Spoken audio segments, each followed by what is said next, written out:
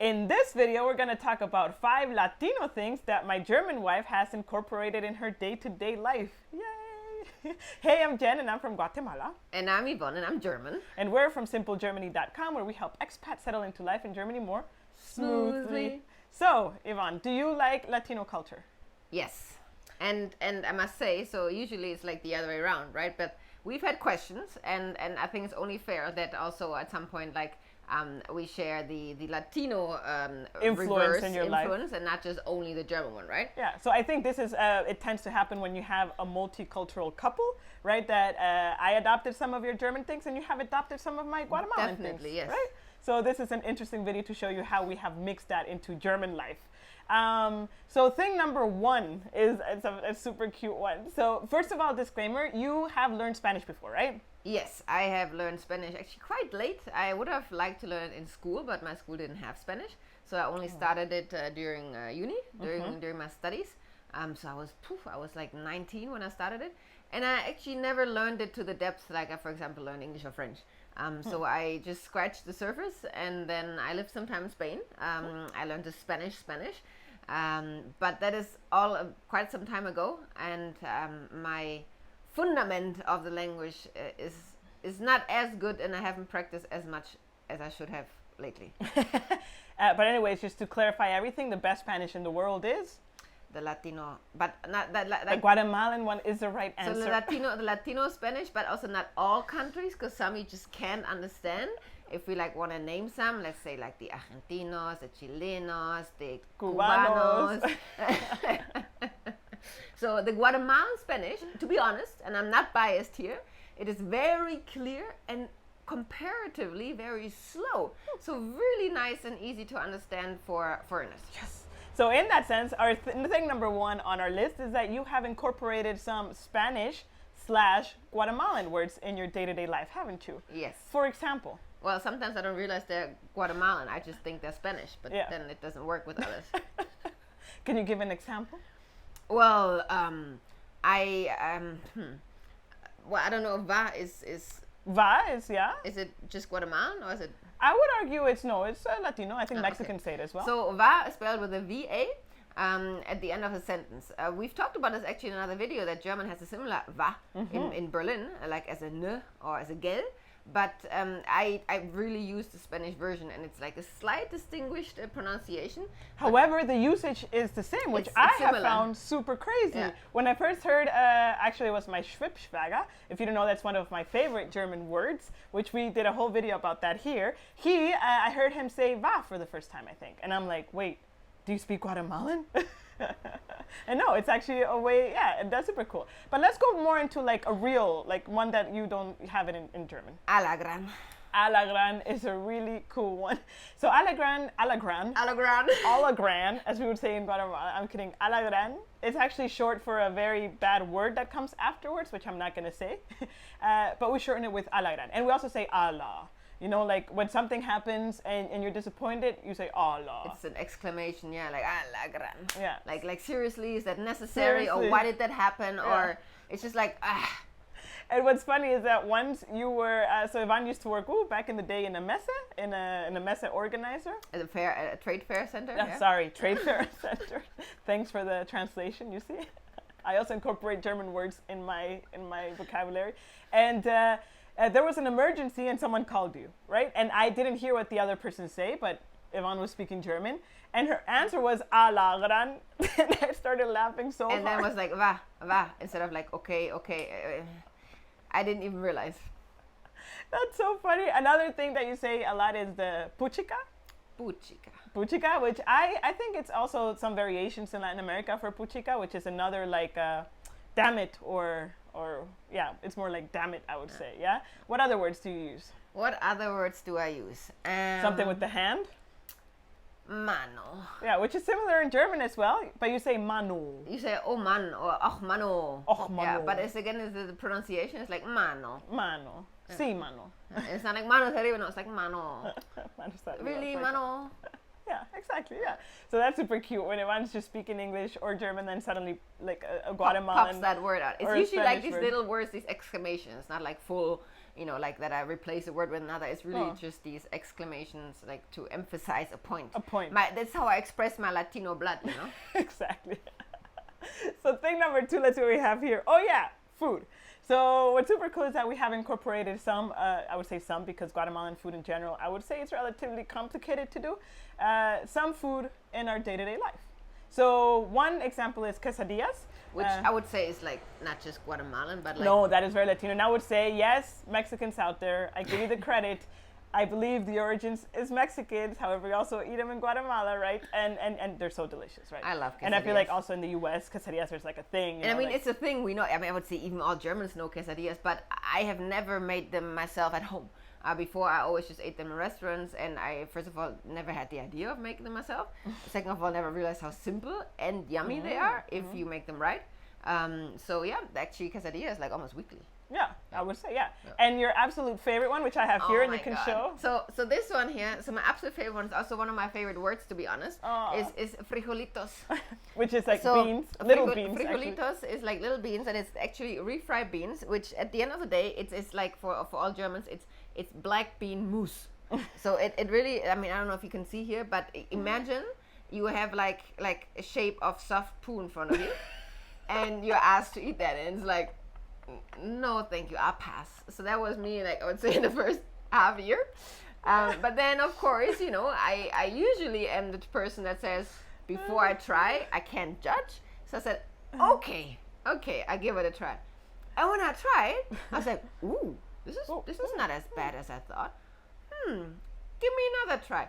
Well, nowadays, I really, really love frijolitos, so much so that, I mean, you cannot buy them here. And it's very important that the Guatemalan frijolitos are different from the Mexicans, for example, or other, I would say, other Latin countries. Yeah. And they taste different, so much so that whenever we are in Guate short for Guatemala, I always just say Guate, we like have extra kilos in our bags that are not used and like fill them up with beans. Since unfortunately we couldn't travel lately and our stocks were over, we kind of like had a package shipped to us from friends. So I really love frijolitos. Frijolitos is awesome. I would say like these kind of frijolitos, the ones that come in a bag, these are pre-cooked, so you just put them on the stove and then let them warm up for a little bit. And these are like cheating frijolitos because I think also the invention is relatively new. As a kid, we didn't have these, for example. So how we used to eat them is that my granny would actually cook the beans in a pressured cooker. And then you would need to cook them for, it takes a very long time. Then you need to blend them. Then you need to deep fry them. It's a very long process to actually get these kinds of frijolitos to the end. But now it's just so easy. Well, I just know that the cheating style. Yeah. You need the cheating style. So that's pretty cool. Yeah. And with food, obviously, comes drinks. Alcohol. Right? So...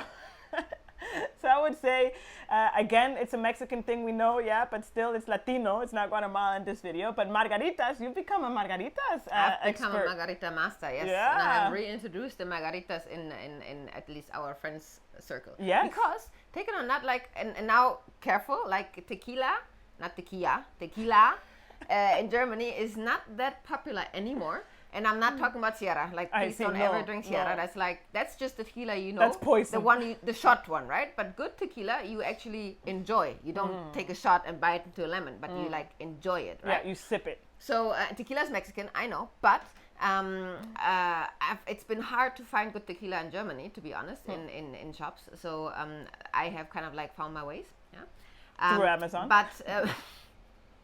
But even more importantly, because tequila is Mexico, yeah, as we've just said, Guate is very, very famous and uniquely famous for, the Caribbean generally speaking, but Guate is like the number one for rum. And I'm not talking about any rum, and we're not sponsored or anything, and I'm not advocating like alcohol consumerism or anything like that. Yeah. It's really just the Guatemalan culture. And Zacapa. Ron Zacapa is from Guatemala, and please do some research if you don't believe me. I'm not being biased here. It is one of the, if not the best rums in the world. Voila. Yes, and it is yummy. I have never actually had rum before to enjoy it. Also here, don't mix it with Coke. It is high quality rum that you have in a little tumbler and you just enjoy a sip. Maybe on ice, maybe not, as you like. But I have learned to enjoy quality hard alcohol. From drinking slowly and for enjoyment, not to get wasted. Yeah. I'm so proud when you talk so like proud of Zacapa. Yeah, I am. Yes. Yeah. So to give you a tip, because this is actually a tip from a friend, to drink this kind of hard alcohol, you first like smell it, right? So your brain realizes what you're gonna do. Then you take a sip and you let a little bit of air come into your mouth. You swallow, and actually it's not as hard as when you just take a sip like that. It's very smooth. It's very nice. And after you swallow, you need to breathe out. Yeah, and that's honestly true. Through the mouth, and that alleviates the. And that gives you also the taste buds. Yeah. So it's little tip for you, yeah. So I'm very proud. So we always have Zacapa here. Actually, you can actually buy it in Germany. I would say a lot more expensive than in Guatemala. Yes. It's still expensive in Guatemala, but in Germany, I would say, well, it's imported. It's a premium drink. Yeah. So you like the roncito, yeah? Yeah. So that's cool. So we did food, drinks. What else? So number 4. Do you like Latino music, Yvonne? I love Latino music. And actually, I have loved Latino music before I met Jen. Okay. Maybe not to the extent that I listened to it that much and was so knowledgeable about all the artists. But in my cruise ship times, when like in the evening, you know, like we had like a little disco and we were dancing, and there was also, you know, some Latino music, mainly like salsa related, and I would dance, and I would actually sometimes be confused to be Brazilian. Whoa! Because I could actually move and was not stiff like some Germans are. Well, here is maybe a little bit of personal information between you and I, but our first kiss happened after we danced some Latino music. Yeah. So Jen was very impressed with my hip moves. Yeah, I agree. Yeah. So now in our day-to-day life, we listen to Latino music quite often, don't we? I would say almost every day. It's very Latino also, like when you clean, you listen to like the Latino music as you're cleaning and everything, but we also do it for cooking and for everything, right? Everything. And what is your favorite artist? Daddy Yankee. And why? DY. Well, I mean, first of all, I don't know if you have noticed or if you are also liking Latino music, but there is a thing in Latino music that the artists always name their own name multiple times throughout the song, which is it's kind good of marketing. It's kind of narcissistic, but it's also it's also very, very helpful because you immediately know who's the artist of the song, right? And that's, for example, how why do I say Daddy Yankee? Because like I feel like almost 80% of all new Latin songs it says DY. So Daddy Yankee seems to be involved in every like successful production. But as I have learned, he's way older than you think he is actually, and he is the birth father, like the founder, like the inventor of reggaeton. Oh, I wouldn't say he's the inventor, but he definitely was the one that made it famous worldwide. Okay. That, like of reggaeton, that we maybe back in the day a bit more harder. Like now I feel like it's more melodic, melodic, yeah. And that he actually paved the way and also gave tons of other artists like J Balvin and Nicky Jam. Look at you. Like the spotlight and help them to also form their careers. Yeah. Wow. Look at you being all knowledgeable. And then favorite song? Do you have a favorite Latino song? I do. It's quite old school. It's not very modern. It's Tiburon. El Tiburon. Tiburon. Say I llevo el tiburon, el tiburon. Actually, that was also a song that we definitely danced at our wedding, wasn't it? Yes, I think we need to explain it. So Tiburon means shark. True, you don't know what it is. So Tiburon means shark, and it's kind of like, I mean, all Latin songs are about like sexuality, guys, dating, drama. I don't know what. Let's say love. They're mostly about love. Love in all its shapes and sizes and forms. Yeah. So basically, El Tiburon, in this case, the shark is like the shark on the dance floor, right? So, and then the song goes like, and then the shark kind of like dove up, you see the fin, and then the choreography is like, El Tiburon, El Tiburon. You know, it's quite funny. I love the dancing to it. Yeah. Oh, man, it's so cool to like hear you talk so passionately about it. That's pretty cool, yeah. So... Anyways, we have a whole playlist on Spotify of our Latino music. I mean, it's pretty big. I think we have they're like our 400, which is the Latino playlist that we listen to. El Mundo Latino. If you are curious about it, you can check it out in the description box below, and you can join the fun. Really, it's you might like it, you might not, but we enjoy it very much, don't we? Yeah. And the 5th one on my list, which that took at the beginning was a bit of a. Of a bump, right? But let me backtrack a little bit. No, sorry. I have to. Sorry. So this was still, I would say, in the first half year when we started dating. Yeah. And imagine this: you had like a great night out. You maybe danced to some Latino music, and you sleep and you wake up in the morning, and the first thing, one of the first words is like, I don't even remember the package of the sentence. I just remember this one word was like blah, blah, blah, blah, blah, canchita, and I'm like, I'm still half asleep, and I'm just like, what? I was so confused. This was the year where in Eurovision, actually Conchita Wurst won, right? And she was like a really big deal. Which, if that would not have happened, that word would have just been like, hey, what did you say? Repeat it. But because that happened and Conchita was like so known. Yeah. Canchita, I didn't understand Canchita. I understood Conchita, and I'm like, why? Got so mad. Why do you call me like 2 seconds after waking up like Conchita? Like, what are you trying to tell me? Like, I mean. I just didn't understand the analogy. I mean, I nothing against Conchita Wurst, like totally like great artist. Yeah, but why did I call you that? Why did you call me Conchita after waking up? That was I was like. So to clarify, actually I didn't call you Conchita, and I call you, and you have accepted it now is Canchita. So in Guatemala, as in other Latin American countries, usually we have a very special word for blonde people because we don't have them so often, right? So in the case of the real word is rubio, someone who's rubio, right? Rubia. Or rubia. Yeah. In Mexico they call him güerito. They call him güerito or güerita. And in Guatemala we call them canche or canchita or canchito. So I meant to say good morning, blondie, which is a very sweet word like canchita, yeah. And then her face was so mad. Now I understand, and now I like it. And then sometimes even in Guate, when friends are like, and who are you? I'm like, soy la Canchita. I'm la Canchita, and actually people call you Canchita in Guate, yeah. La Canchita, how's la Canchita doing? Because it's a very sweet little nickname, yeah, like the blondie.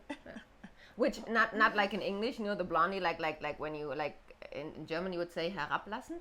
In English it's like when you basically the word has like a bad tone to it. Bad tone, a disrespectful tone to it. That not at all. Like Canchita is like very cute and actually like caressing and like admiring. It's just I wouldn't say it's disrespectful at all. Well, but in the Western culture, being blonde is often referred to being dumb, right? That's true, so that is not the case. No, that is definitely not the case. No, not the case. Just even when we go clear, in Guatemalan restaurants and stuff, like they ask. I don't like being called a dummy. No, you're not a dummy. Yeah. But I think it's clear that that's not what it means. Yeah. So, see, still a topic. No, I'm kidding. That you love the nickname. I love Canchita. I mean, the word, not. Yeah, not to. So those were the 5 Latino things that my German wife has incorporated. And I'm the only one, right? There are no other nationalities. No, once I actually said my German wife on a video, and someone commented, "You say German wife. How many wives do you have?" My wife from Germany. Maybe that's better. There you go. If you like this video, make sure to hit that like button and that subscription bell.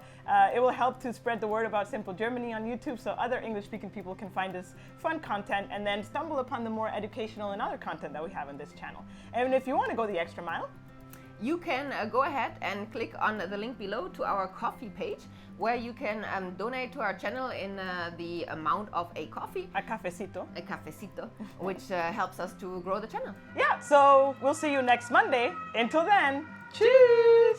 Ooh, we should say adios!